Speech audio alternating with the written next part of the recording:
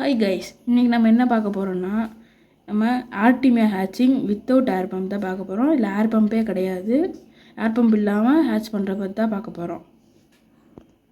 Guys, இதுதான் இந்த artemia egg. இந்த கேப்சூலில் தருவாங்க. இதை வந்து அக்வேரியம் ஷாப்லாம் ஒரு 15 ரூபா அந்த மாதிரி தான் நான் வாங்கினேன். இதை வந்து இப்படி ஓப்பன் பண்ணுற மாதிரி இருக்கும். இது வந்து டைட்டாக இருக்குது. பார்த்தீங்களா கைஸ், இதுதான் எக்கு. இப்படி தான் இருக்கும் அந்த எக்கு.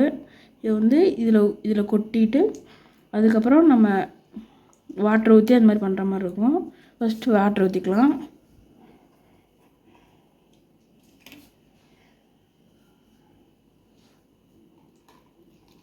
நம்ம இதில் ஒரு பாதி வரைக்கும் மட்டும் ஊற்றிக்கலாம்.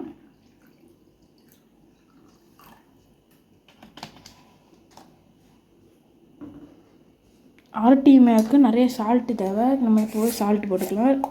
நம்ம சமையல் போடுற சாதாரண கல் உப்பு எடுத்துக்கலாம். பார்த்துக்கோங்க, இதை வந்து நான் நிறையா போட்டுக்கிறேன்.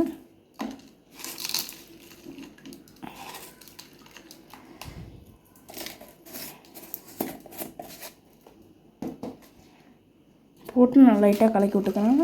நல்லா சால்ட்டு வந்து ஓரளவு கலகிற அளவுக்கு இதாகிற வரைக்கும் நம்ம கலக்கி விட்டே இருக்கணும்.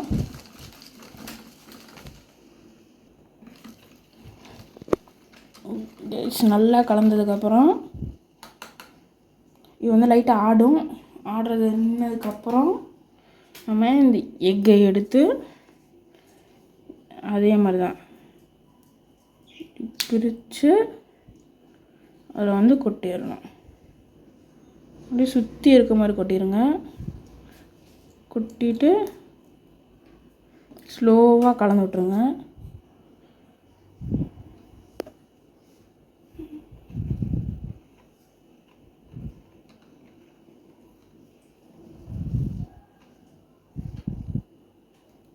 அவ்வளோதான் கைஸ், நம்மளோட ஆர்டிமியா ஹேட்சிங் இது வந்து கம்ப்ளீட் ஆயிடுச்சு.